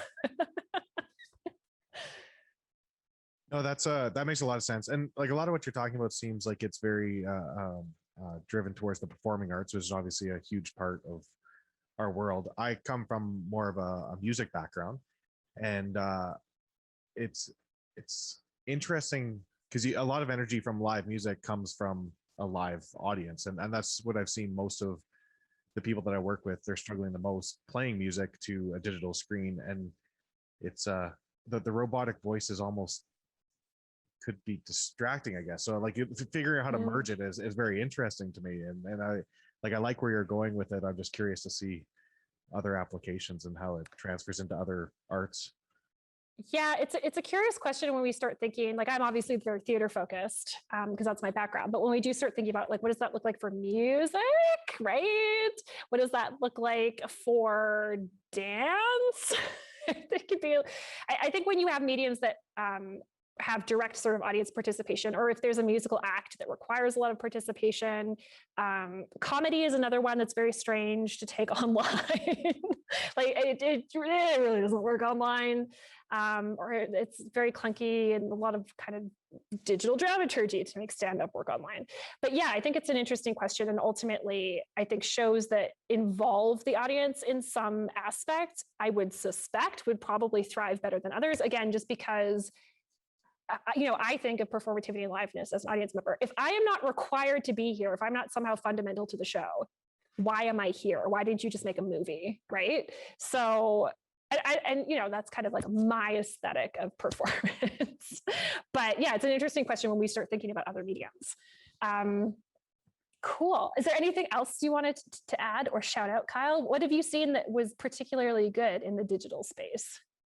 The one that stands out to me actually was someone I'd worked with, and he was one of our very last musical live streams, and he actually put himself in front of a green screen, and he put himself on a backing track with a pretend bar behind him that were like chattering behind him, and like put a fireplace behind him, and then after his songs he triggered an audience, and it was all run by him. But I feel like that just in thinking through it, that kind of interaction could potentially be moved from the simulated world and into the actual real world, and have an applause button for the audience, and that sort of thing. But anyways, that's it seems cheesy when you talk about it, but he pulled it off because he really dug into the digital performance space, which I thought was pretty cool. So yeah, absolutely. And and again, I really think of it as an active translation. It's like, what is unique and particular about this physical experience, and how do we recreate that in a digital space? And one of the things I think of about music shows is like getting drinks. Yeah, exactly. So, like, what is the version of like going up to the bar and getting a drink look like? So like the little Amazon delivery drones like bring you a 6-pack, like that'd be the day. I wouldn't leave my house. Right. Well, no, anyways, I love what you've been doing, Savannah, and I've really enjoyed the stream. So thanks for putting this on, and I'll give someone else the spotlight here. Amazing. Well, thanks so much for tuning in. This is great. Thank you, Kyle. And I think we're going to use the magic of Angus and Nikki, and we'll bring in our next guest. And I might need to vamp for a hot second here while we go through that transition. So what should we talk about? Yes, robots that bring you beer. Absolutely. And you know what? You can build it with Arduino. Let's bring in our next guest. Hi, Hi, Mark. How's it going? Having a wonderful evening. How about you? Amazing. This has been so fun. I've been like in this hole for the past like month and a half, just reading things and thinking things and setting things on fire accidentally. So it's really lovely to talk to other humans. But how exciting that there's a lag here. So if I turn my head right now, you're not seeing my head turn for a couple more seconds. Yes, absolutely. The difference between IRL time and stream time, and now Zoom time. Okay, so which way? Am I looking at you? Gotta see. Am I looking at you now? No, I'm looking away from. This way. Okay. There we go. And this is when we're talking about other mediums going digital. Opportunity and challenge makes me think particularly of like dance or like really physical performance and collaboration, and like the time difference when you stream, right? Oh wait, which is my left? Sorry, I have to go backwards here. There we go. This is the correct direction. Let me just ready. Oh, I see what's happening here. Oh God. Okay, 3, 2, 1. I can't time with you. Did it work? Are we doing it? Oh no. You know what? We can hack this. Ready? This is what we'll do. Sooner or later it'll work.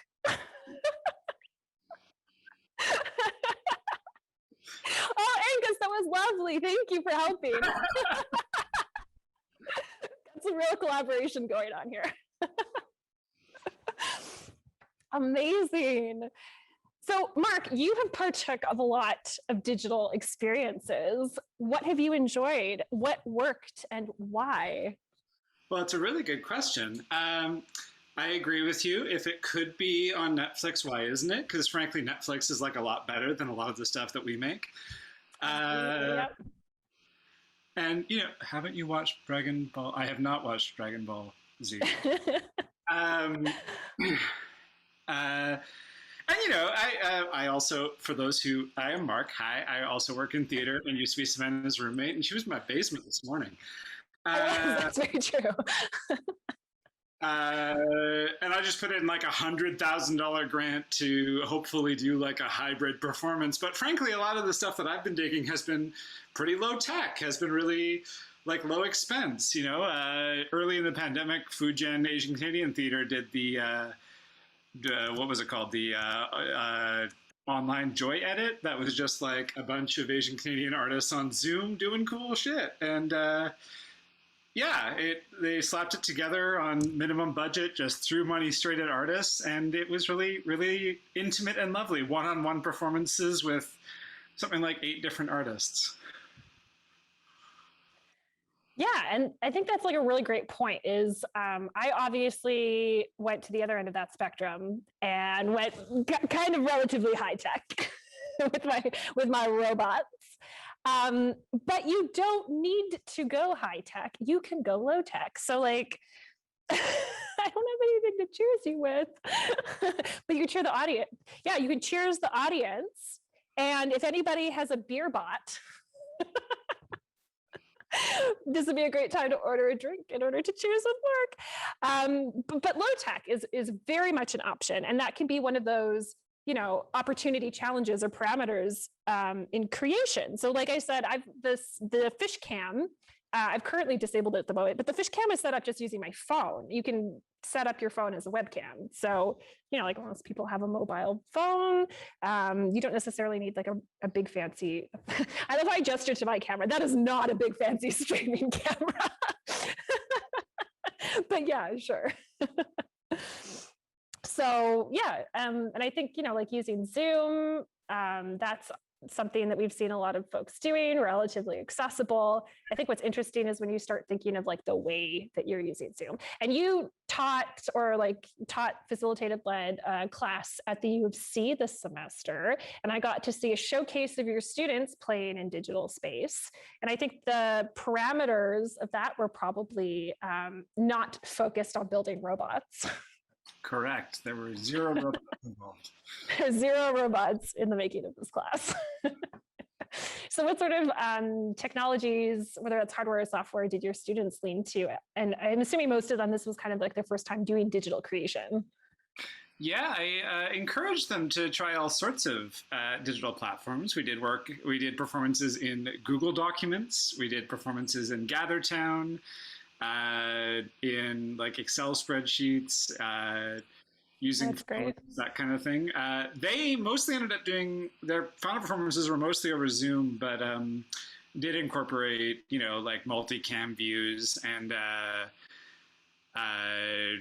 you know, separate documents, games, all that sort of stuff. And I was really impressed, like, you know, they're young artists and mostly working out of their bedrooms. So the level of ingenuity they were able to dive into was really inspiring. Mm-hmm, absolutely. And I see Chloe/Jessica, the snail or the snails, I think are a great example of artists kind of combining the low tech and the high tech. If you haven't had a chance to check out Mind of a Snail's Twitch stream, they stream every Sunday night, and they do a fantastic blending of low and high tech. So we've got kind of some high tech stream stuff going on. We'll talk about Touch Portal, I think, towards the end, but these are some amazingly talented shadow puppeteers who use like the old school overhead projector technology. So it's a particularly exciting, lovely choice. And yeah, go check out their streams every Sunday night. Mark. Yes. How's our audience taste? Were they filling? Were they nutritious and wholesome? You know, kind of unsatisfying. I'm not full. Oh no. Is there any other questions, comments, shout outs you would like to make? I'd like to give a shout out to Savannah Harvey. No, I will give a shout out to my wonderful colleague, Chris Vanessa Teo, has a show running with Chromatic Theater right now. Yes. Well, a show about a show, because they, like so many people, had the rug pulled out from under them many times by COVID. So her wonderful piece, Gimme Chancelay, did not get a chance to be performed in person, but they've created a sort of alternate interpretive performance event that you can check out at chromatictheater.com. Yeah, you can just plug that link right in the chat for our dedicated, excited viewers. Absolutely. My God, I would be delighted to. Yes, plug away. If I do.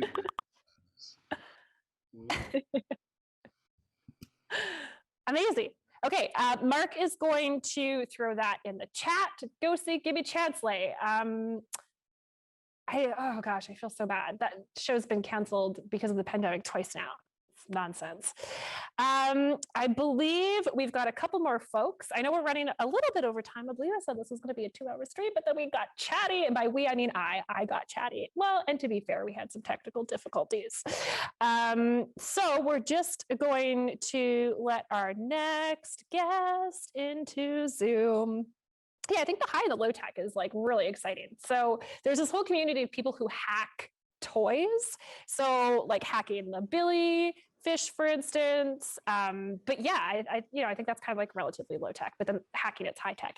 Hello, Matt/Laura. Hello. I realize my name is my partner's name and not my name. No shared Zoom account. Right? How's it going? I love your Great. You're like a plant creature. I'm right? a modified Zoom organic digital being, I suppose. Yeah. How's it going? Very good. I'm glad to tune into your stream here and to see what you've been up to and your experiments and everything. It's really exciting. And thanks for doing all this. I think it's really you've discovered some good things. Yeah, I'm like really excited. Like, if me not knowing anything and like, frankly, being very bad at this can almost make it work. Like, imagine what we can do if we collaborate with some proper media artists, some proper makerspace folks. Well, and I think that's kind of what I was curious about is, I mean, I've noticed this for a long time, and I think what's like becoming very clear now during the pandemic is there's such a divide between the people that are, in theater, for example, the people that are making shows, producers, directors, technical directors, designers, and the people that like have the ability to do the things. And I think sometimes it's a technical divide, but it's also like a conceptual and idea divide. And you said it before, like you don't know what you don't know. And I think that's like the biggest obstacle right now to move things forward is like the people with the resources don't know. I think people want to do interesting things and now there's like a desire to do new and like innovative things and use new technologies, but the language is just, and like the digital literacy is just completely absent. And if people don't even know what Google word, like, how do I even search these things out? Right. So yeah, that's, what do you think is the bridge between like to solve that and to kind of like bring the knowledge into the, give it to the folks that have the money and encourage them to like do something cool with it? Yeah. And this is like a great question around like, because again, like producer Harvey over here thinking about like the arts infrastructure and the arts ecosystem. And so I think that's a great point of like, what sort of opportunities for collaboration and discovering each other are we finding? So I think like one thing could be offering deliberately like collaborative opportunities that aren't like project specific. One of the things I produced the Ignite Festival, which is an emerging artist festival. One of the things that we would do is we would accept projects, but then we would just put a call out for artists and we would like throw people together and be like, hello, make a thing. That was particularly something we did in the interdisciplinary series. So I start thinking about the arts infrastructure, and whether it's something like cSPACE or like a theater company offering basically like meet each other, here's some funding. You're from two different worlds, make an interdisciplinary project, and sort of like throwing people together. I think, because like, for instance, one of the sort of neat, like, well, dorky producer neat things about this stream is this residency opportunity in the stream are sponsored by both and supported by cSPACE, like, well, I mean like a space, but we're in a theater space right now, kind of performance theater world. But then also I've got Alberta, the Alberta Media Arts is also sponsoring the stream as well through a bursary. So like we've got some producing levels of collaboration that I think like maybe arts organizations or arts leaders can jump on, just like throwing people together. And then organizations, like FAVA, like Media, like Amos, I think would be great partners to get that going. Because again, like thinking about what you don't know, what you don't know, I almost think like those are the partners who know. Maybe we could get them to do like a random collab night. Something that just occurred to me back when I was in Edmonton, at FAVA used to have Monday Night Club, which was just like all of these filmmakers show up and you're going to shoot a film and then air it at the end of the evening. So like maybe we could get something going like that. I think would be like really fun. I think there's a lot of room for that in Calgary particularly, and in general. And I think a lot of people would be interested in it. I find, having like taught this stuff for a long time, it's like there's such a range of people sometimes in terms of knowledge and experience. And, when you sign up for a class, sometimes you'll get people that are like literally can barely turn on a computer, and other people that are like very advanced. And so it's like balancing that all out and having an accessible curriculum or whatever it is, or pathway to like get everybody working with each other and helping each other. And it's a challenge, I think. Absolutely. And like you're one of the amazing weirdos who like crosses into both worlds, and you've made some of those connections. Because would you describe your practice as being like media art or digital art, and then but then also theater? Because I've seen you do like a lot of theater collaborations. Yeah, I mean I like, my first experiences working professionally as an artist were in the theater for like 10 years. And as I was doing that, I was like developing my digital art practice, and now I'm doing more digital art things, but I'm still interested in live performance. I think live performance has such potential, and there's like, you can do so many things. It's just like a sandbox of like, let's do the best of all the mediums. Like, let's show the coolest fashion. Let's have great sound. Let's have great design. Like, and so I just see there's like, it's an open spot where everything can come together and like dance gleefully. And so I always want to like just bring new ideas into it. And because I think it kind of needs it. Theater can get kind of boring and stale. And I think particularly in now, is in really need of like a rejuvenation in terms of audience members and of just like approaches to creative performance making. Yeah. One of the things I was thinking about doing that kind of occurred to me through this residency is like when I ordered my little Elegoo kit here, and for those who don't know, I come from a playwriting sort of creator, performer, devising, collective creation sort of background. But one of the things that occurred to me is like, you've got this little box of chocolates. And so maybe one of the things I'll put together in the future is like leading a workshop, like a devising workshop, to get theater people thinking and creating about, technology. And it'd be super easy to say, okay, here are 5 components, and you devise a little piece around each of these components. But as a way to start the don't know what you don't knowing, well, now you know 5 components. And you've got 5 things you can do with them. I think sometimes you need to abstract it, and you need to go like, don't even mention the word Arduino, or don't even mention the word sensor. Just be like, you have this, okay, you have a sensor, you have something that can read water, and then here's all the different like things you could do with that. And don't like because people get scared of technology. And as soon as you say like programming, or if you like a few technological words, some people's brains just shut off. And so you have to like keep it at abstract enough level that you can get them like conceptualizing, like, okay, I have a water thing and I can make it turn on the light, you know, like maybe that's like a starting point. And don't even mention like any scary words. Otherwise people will just go, I'm out of here, right? Yeah, totally. Because it is really intimidating. You know, you could set things on fire. Yeah. It happens. Totally, yeah.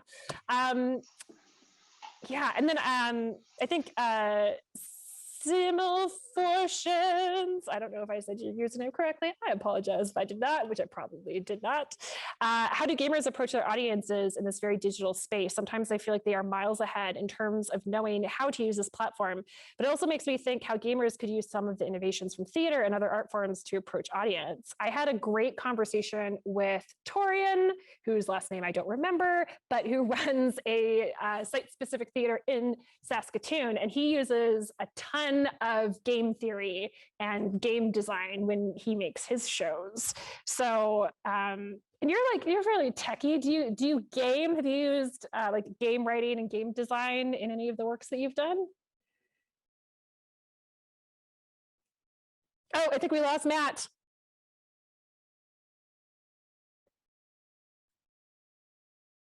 But I will say, since I'm all alone.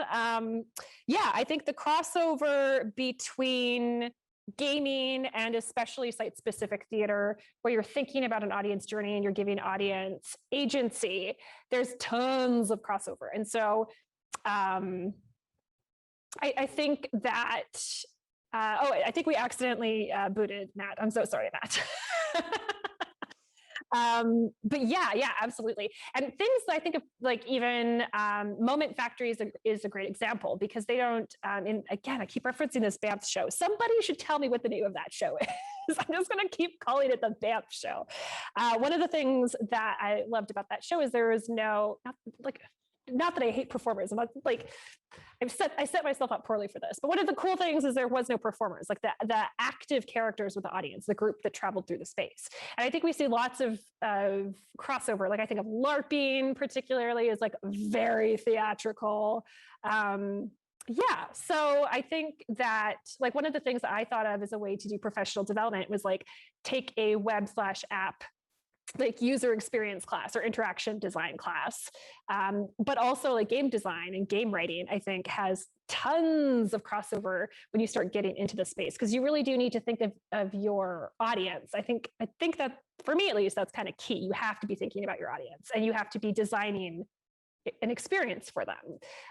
So like I've started really moving away from calling myself like a theater practitioner. I think like sometimes it's still useful, but I really think about experience design. Like that's kind of more so my jam and the place that I'm moving towards. We have another guest, I believe. Let's take a look here. Thanks, Mark. Mark shared, I think, prior to you joining the stream, I think we had shared the Moment Factory link. But if you find that if anyone finds the particular show that I'm talking about, we can stop calling it the Banff show and start calling it whatever it's actually called.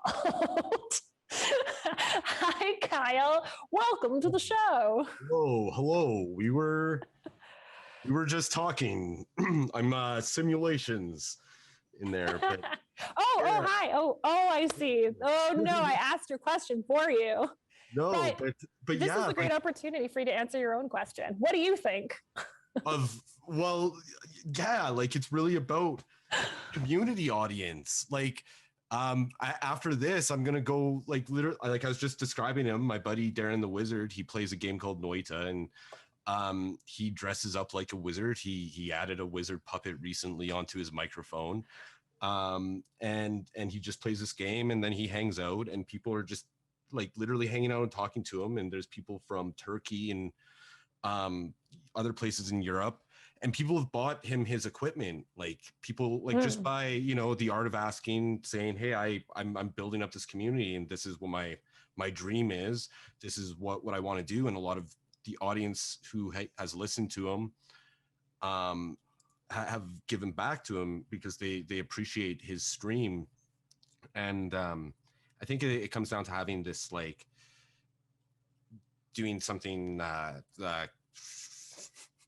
what's the word? I'm not very good at this very word.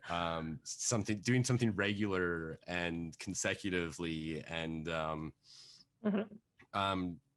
but doing something where it's easy for your audience to come back and build that community and have that space to talk to each other and just talk about that thing that they're interested in, whether it's theater, shadow puppets, and things like that. Yeah, thanks for choosing me to talk on the Zoom channel here. I mean, this talk has me like, whoop. Thinking about I'm back. There we go. It has me thinking about like lots of different things. Like, if this coincidentally, like, I was also like using like fish and making fish puppets kind of move. So literally, like, here's a couple of them here. So just trying to like make them look like they're going through the like the Zoom channel, like they're doing that.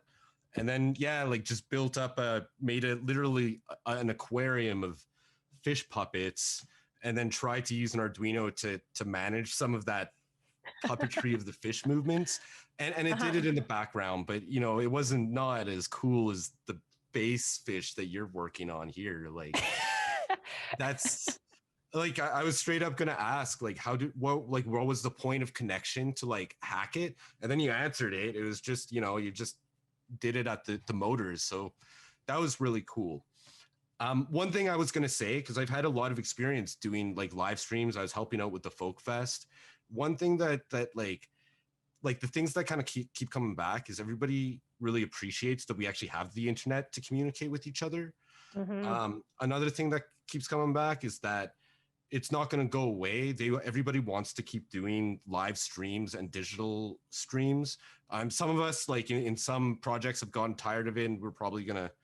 But the point I'm making is we've realized that there's a real need for it in senior centers, old folks' homes.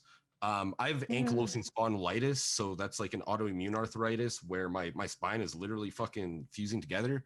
And so like I can't count the number of times where I've like decided while walking to a show or something like that and then walked home because I'm not going to be messed up at wherever it is I'm going. So being able to see live performances live in a digital space has been like really, like, for me, actually, I've probably seen more live shows this year than I have in many other years. So for me, that's a great point about the accessibility factor. Like, it's not black and white. Certainly, because having a certain amount of digital literacy to access digital shows is obviously required. Having an internet connection, like rural communities certainly struggle with streaming live content. So it's not like a blanket black and white increased accessibility. But if we have venues that are inaccessible and we can stream content, folks who can't access those venues, and like, not to say that we don't need to change the accessibility of those venues, but until we have the funds to do that, for example, right? Or like the chronic illness is a great example as well. Like, sometimes you're cool to leave the house and sometimes you're not, but you still want to see a show, but you don't want to leave the house. And it just provides options. And I think that's, like, from what I've learned about accessibility practice, it's providing options, because, disability is so varied and people's access needs are so varied. Yeah, no, absolutely. Absolutely. And yeah, we are kind of at the mercy of the space as well. I think a lot of senior centers, and I think like targeting them around like December, January, because that's when they do their budgeting and stuff like that. Like, those are like Calgary Animated Object Society. They actually didn't do a digital thing. They used their summer interns to just do a couple of plays, and they like actual shadow plays, and they did it like kind of long distance out of the thing. But just from the reception I heard from that was an indicator of like the same things again, like that I was hearing from the Folk Fest. Yeah, the Folk Fest was a cool one. I got to just share this experience because they like we just it kind of happened naturally. Like people just because we use Zoom, people started setting up their living rooms to look like they were at the Folk Fest.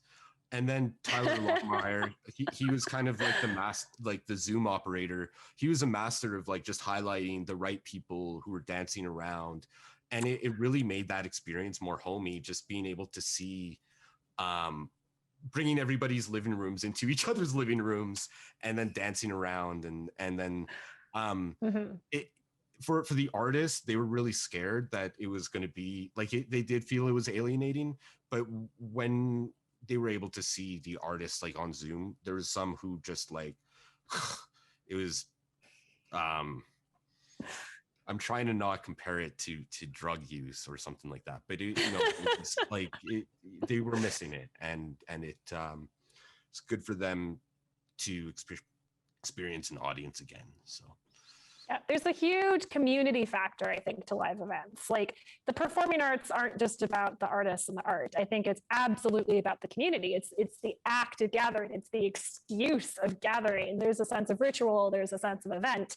And so when we think about interaction design and user experience and all that sort of thing, and we think about those acts of translations, physical to digital, I think we really need to be thinking about community and gathering, because those are a vital aspect of performing arts and live events. I am running quite over time, so I'm so sorry, but I think, no, it's not you, it's me, it's me. Thanks for letting me talk. Thank you so much, Kyle. Lovely to see you. Lovely to have you part of the discussion. All right, folks. See you. So we should wrap up because we are running definitely a little bit behind schedule, but thank you so much for sticking with me. We're going to end on one more trick. I guess one more little piece of magic. So I referenced Touch Portal earlier, and if you're familiar with the Stream Deck, it's a macro board. You hit buttons, it executes commands. And Touch Portal is an app that allows you to do that from your phone. So it makes little digital buttons. You can program them, hit them, they do things. So I don't have the fish cam currently set up. During our technical difficulties, I sacrificed sacrificed the fish, but we do have audio. And so Angus has programmed a command. Everyone. All right, so we're going to use this cam for a hot second for the outro. Oh, look, production value, multiple camera angles. So we have programmed, oh, and there's no audio either? Oh, audio is good now. Okay. Whew. I was so scared. Oh, the stakes are so high. Okay, so we have programmed a command into the Touch Portal. Angus, do you want to let them know what that command is? Nikki is going to sync that up with some lighting cues, I believe. Are you able to listen into the stream, Nikki? Okay, and is the Billy Hype sound cue working? Oh my God. We were so close. Here we go. Here we go. We're on our last camera. And just let me switch this out. We are so close here. Okay, so, oh wait, I'm probably sideways. Could you switch to the Billy cam, Angus? And I murdered Billy and I've taken his camera. Here we go. Okay, this camera should last. Okay, so let's get some Billy hype going. And Nikki, see if you can coordinate that with some lights. We got it. All right, people. Let's try this one more time. Let's get some hype going for Billy the Fish, and we'll get some party lights going. We'll end on a party note for all this experimentation, all of this hard work. I'm going to give a huge shout out of thanks to the team over at cSPACE. And again, thank you to our lovely sponsors. Thank you so much, cSPACE. Thank you so much, Alberta Media Arts. And of course, thank you so much to Angus and Nikki who are operating. If you liked the stream, if you liked this investigation, there was an opportunity to donate at the point of registration, but you can also, if you weren't able to do that, and only if you're able, you can donate via PayPal as well. That'll just go towards some of the equipment that I purchased for the residency, all of the little bits and bobs to build Billy. And I'm going to be back on Twitch every Wednesday night. We talked about game design and game writing. I'm going to host a stream on Wednesday evenings for writing. So it'll just be like literally writing time. We'll just write for a couple hours, and then we can touch base and like talk about projects and talk about writing for interaction or talk about writing for participation, although all projects are welcome. They don't necessarily need to be performance or interaction related. Everything is cool, so you can come hang out with me Wednesday nights and we'll do some writing. I also want to start up like a makerspace, like builder space, sort of around interaction design and performance. So we'll see if I can get that going in July. Hit the follow button on Twitch. And on that note, that way you'll get notifications when I get the makerspace show up and running. On that note, Angus, get ready with the cue for post-show. Have a good night. We're going to take you out on a remix from my pal, DJ Goodword. Thank you so much for joining us.